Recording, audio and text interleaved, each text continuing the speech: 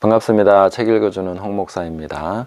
제가 한국교회 트렌드 2023 이 책을 소개해 드린 적이 있는데 그냥 소개만 하고 넘어가기에는 좀 찝찝한 부분이 있고, 또 한편으로는 내용상 굉장히 중요하게 다루어져야 되는 그런 부분도 있기 때문에 10가지 챕터가 있는데 이것을 하나씩 살펴보면서 비판할 부분은 비판하고, 또 우리가 중요하게 인지해야 될 부분들은 인지하면서 또 나름대로의 전망을 한번 얘기해 보도록 하겠습니다. 통계를 내고 이렇게 굉장히 많은 재정을 투입해서 아주 의미 있는 이런 데이터를 내주셨는데, 여기에 대해서 하나의 관점만 있는 것은 아니죠. 다양한 관점에서 이 데이터를 보고 또 전망하고 교회에 유익한 부분들을 취해야 되는 그런 것이 있다고 생각을 합니다. 그래서 저도 나름대로 이 통계들을 보면서 함께 한번 분석을 하고 또 살펴보도록 하겠습니다. 첫 번째 주제가 플로팅 크리스찬인데, 플로팅 크리스찬하고 가난한 성도하고 좀 구분이 된다, 이렇게 얘기를 하고 있습니다. 가난한 성도 하면 안 나가, 가난한 거꾸로 하면 안 나가죠. 그래서 교회 다니지 않으면서도 자기를 크리스찬이라고 하는 그런 사람들은 이제 가난한 크리스찬이라고 했습니다. 그러면 플로팅 크리스찬은 뭐가 다르냐? 가난한 성도는 좀 안 나가는 것에 초점이 있으면, 플로팅 크리스찬은 조금 더 붕 떠 있는 것은 비슷하지만 적극적으로 자기만의 신앙을 추구하는 그런 면이 있다 하는 거죠. 그래서 영상이나 온라인 같은 것을 통해서 자유로운 신앙을 추구하는 그런 면이 있다 하는 것에서 차이가 있다는 거죠. 코로나19를 지나면서 이런 트렌드가 나타났다고 하는 것인데, 현장 예배를 드릴 수 없는 상황에서 대체된 그 온라인 예배가 이제는 하나의 트렌드가 되어버렸다는 거죠. 그럼 다시 이전으로 돌아갈 수 있느냐? 거의 이전으로 돌아가기 힘들 것이다 하는 것이 이 책의 판단이고, 그래서 앞으로 이런 것에 대해서 우리는 어떤 대처를 해 나가야 될 것인가. 이 책에서 말하고 있는 것은, 이제 목회자들은 좀 더 큰 틀과 전체적인 맥락에서 새로운 형태의 크리스찬들에게 신앙적 돌봄을 제공할 필요가 있다, 이렇게 결론을 맺고 있습니다. 이 플로팅 크리스찬이 그냥 신앙 없이 떠도는 사람이 아니라 새롭게 돌보아야 되는 어떤 그런 신앙적 돌봄의 대상으로 인식해야 된다, 이렇게 얘기를 하고 있는 것이죠. 그래서 저는 이렇게 결론 내리고 싶지는 않고 그냥 그대로 두라. 이게 플로팅 크리스찬이 나타난 이 사실에 대해서 너무 부정적으로 혹은 너무 긍정적으로 이래야 된다 저래야 된다 하기 전에 좀 더 지켜봐야 된다, 좀 더 시간이 필요하다. 이제 막 나타났는데 뭐 이것이다 저것이다 결론 내릴 수도 없고, 시간이 지나면서 폐단도 있지만 긍정적인 면들도 많이 나타나게 될 것이다, 이렇게 생각을 합니다. 그리고 이 책에서는 현장 예배냐 온라인 예배냐 이런 부분에 지나치게 초점이 있는 것 같습니다. 그러나 우리가 진짜로 초점 맞춰야 되는 것은 예배를 어디서 드려야 되느냐 하는 것이 아니죠. 예수님께서도 이미 예배를 어디서 드려야 되느냐에 초점이 있지 않다고 말씀하셨습니다. 이 산에서도 말고 예루살렘에서도 말고 아버지께 예배할 때가 이른다. 그냥 아버지께 예배 드리면 되는 것이죠. 영과 진리로 예배 드리는 것이 중요한 것이죠. 근데 이 플로팅 크리스찬이 나타난 것이 아주 중요한 의미를 갖는 것은, 저는 교회가 의도된 원래의 모습이 나타나기 시작했다, 저는 그렇게 보는 면이 있습니다. 왜냐하면은 플로팅 크리스찬은 자기에게 필요한 신앙적 정보, 교육, 훈련을 스스로 찾아서 그것을 취득하는 면이 있다는 것이죠. 그게 동영상이든 아니면 온라인이든 어떤 다른 방식으로든. 이전에는 책이나 아날로그식 매체를 통해서 했지만 지금은 온라인 매체를 통해서 굉장히 더 풍성하게 얻을 수 있게 됐다는 차이점이 있습니다. 그렇다면은 우리가 초기에 교회 모습을 한번 생각해 보십시오. 그때는 가정마다 있었고 그런 교회들이 어떤 담임 목사라는 개념 자체가 없었습니다. 담임 목사가 없는 가운데서 순회 사역자들이 있었습니다. 많은 사도들이 있었고 또 선지자들이 있었고 교사들이 있었고, 다니면서 그 교육과 훈련과 또 여러 가지 신앙적인 그런 것을 제공했던 것이죠. 그런 시절이 있었다는 거예요. 근데 제가 볼 때는 그런 환경과 매우 비슷해졌다 하는 거죠. 그러니까 가정이 중심이 되고 소수의 그룹이 중심이 되어서 많은 다양한 사역자들의 가르침을 받을 수 있는 환경이 됐다는 거죠. 그래서 교사로부터 가르침 받고 선지자로부터 가르침 받고 또 뭐 사도로부터 가르침 받고 이런 내용이 가능해졌다는 거죠. 그래서 에베소서 4장 11절에서 12절을 보시면 그가 어떤 사람은 사도로, 어떤 사람은 선지자로, 어떤 사람은 복음 전하는 자로, 어떤 사람은 목사와 교사로 삼으셨으니 이는 성도를 온전하게 하여 봉사의 일을 하게 하여 그리스도의 몸을 세우려 하심이라. 자, 그러면 이제 이렇게 오중직임을 통해서 성도가 세워줄 수 있는 더 좋은 환경으로 간다, 이렇게도 볼 수 있다는 거죠.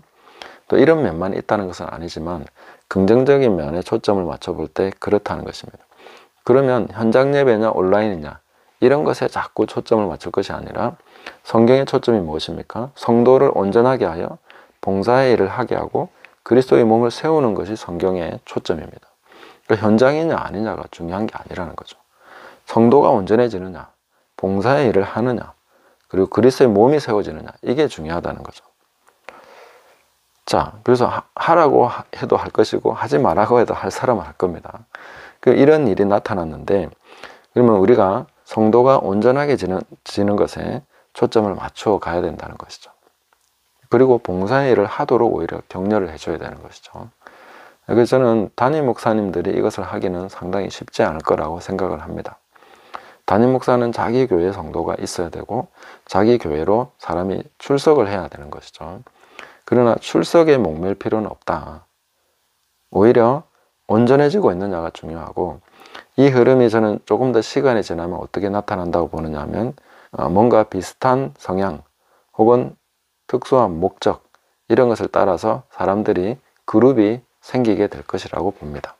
계속 플로팅만 한다는 게 아니라는 거죠. 떠돌다가 보면 어떤 사람들을 만나게 되고 어떤 특정한 목적을 위해서 규합하게 되고 연결되고 연합하면서 새로운 형태의 어떤 모임들이 나타나게 될 것이다. 이렇게 저는 전망하는 것입니다. 요즘 보면 이제 정치적으로 연결되는 분들이 있죠. 정치적 목적으로 연결되는 크리스천들이 있습니다. 좀 더 지나다 보면 이제 목적 중심으로 모이게 되겠죠. 그리고 교육을 중심으로 해서 저희 같은 경우는 이제 옥토학교가 교육을 중심으로 모였습니다. 교회가 같지 않습니다. 같은 교회 다니는 사람들이 아닙니다. 그러나 교육을 위해서 하나의 목적을 가지고 모여 있다는 거죠. 그런 식으로 그룹핑이 될 것이라는 거죠. 앞으로 그런 일들이 계속 나타나게 될 것입니다. 그러면 성도는 더 효과적으로 무장될 수 있는 환경이 됐다는 거죠. 담임 목사의 거기에 딱 묶여 있었는데 사실상 담임 목사님이 모든 것을 다 제공해 주지 못합니다. 그거는 담임 목사님 스스로도 인정하셔야 되고 모든 성도가 다 알아야 됩니다. 그거는 당연한 것입니다. 한 사람이 어떻게 모든 사람을 다 먹일 수 있습니까? 예수님이 의도하신 것은 5개의 직임입니다. 사도, 선지자, 목사, 교사, 복음 전도자가 같이 교회를 섬겨야 됩니다. 근데 실제적으로 그렇게 되기는 어렵죠. 그래서 어떤 교회는 사도적인 성격이 강하고 어떤 교회는 또 교사적인 성격이 강하고 담임 목사님으로부터만 모든 것이 다 채워지지 않기 때문에 책을 통해서든 뭘 통해서든 그동안 많이 해왔다는 거죠. 좀 열정적이고 뭔가를 하나님 앞에 바르게 살고 싶은 분들은 다 그렇게 해왔습니다. 그런데 이제는 아예 교회를 떠나서 그 교회를 떠난 상태에서 떠 있는 상태에서 그런 것이 굉장히 자유롭고 풍성하게 됐다는 거죠. 그러니까 이런 환경이 부정적인 부분만 있는 것이 아니라 앞으로 상당히 긍정적인 모습의 새로운 그룹들이 등장하게 되고 그런 모습들이 더 활발하게 나가면서 교회를 새롭게 하고 새로운 영적 흐름으로 나타나게 될 가능성이 있다. 저는 그렇게 봅니다. 그래서 1980년, 90년, 2000년대 초까지 파라처치가 했던 그런 새로운 흐름들이 이제는 플로팅 크리스찬을 통해서 그룹핑이 되면서 뭔가 흐름들이 나타나고 교회가 갱신되고 개혁되고 그렇게 나가는 일이 생겨나지 않겠는가. 이것이 새로운 부흥으로 이어질 수도 있습니다. 그래서 이런 것이 부정적이라고만 생각한다면 과거에 초대교회는 어떻게 했습니까? 얼굴로 대면하고 만나야 되겠죠. 근데 편지를 보냈습니다. 편지를 보낸다는 것은 일종의 온라인이죠.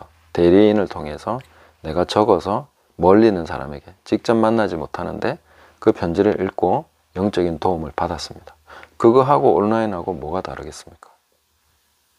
다르지 않다고 봅니다. 그래서 우리는 이런 부분들을 충분히 적극적으로 활용할 수도 있어야 되고, 또 부정적인 면은 우리가 잘 주시하면서 그런 부분에 대해서는 보완하고 개선하고 또 경계심을 늦추면 안 되겠지만, 그러나 이런 흐름들이 그냥 단지 현장 예배만을 중요시하고 현장으로 돌아가야 돼, 그것만 고수하는 것으로는 결코 바람직하지 않다. 오히려 여기에 나타난 하나님의 뜻과 앞으로의 어떤 전망들을 보면서 우리가 그런 것들을 좀 격려해주고 그런 그룹이 생겨나는 것을 우리가 좀 더 바람직한 방향으로서 보고 있어야 되는 것이 아니냐. 그것이 교회를 어떻게 새롭게 할지 우리는 모릅니다. 하지만 굉장한 일이 나타날 수도 있다. 그런 일을 우리는 기대할 수 있다 하는 것으로 이 부분을 함께 살펴보도록 하겠습니다. 그럼 지금 현재 본인이 플로팅 크리스찬이라고 하시는 분이라면 어떻게 해야 되겠습니까? 일단은 본인이 더 성숙해지고 완전해지는 부분에 많이 초점을 맞추고 그렇게 배워 나가야 되겠죠. 그와 동시에 하나님의 사명, 또 함께 만나게 해주시는 성령 안에서의 만남, 이런 것들을 사모하시면서, 그리고 어떤 목적으로의 부르심을 받는다면은 그런 사명과 함께 할 수 있는 사람들과 자연스러운 연대, 이런 것들을 기대할 수 있어야 되고, 또 거기에 대해서 마음이 오픈되어 있어야 된다. 그럴 때에 우리가 새로운 어떤 흐름을 가지고 성령께서 하시는 일을 함께 할 수 있는 그런 기회가 생길지도 모른다 하는 그런 생각을 하게 됩니다. 그래서 앞으로 하나님이 하실 것을 기대하시면서 더욱더 교회를 새롭게 하시는 하나님의 손길을 이것을 통해서 깨달아갔으면 좋겠습니다. 감사합니다.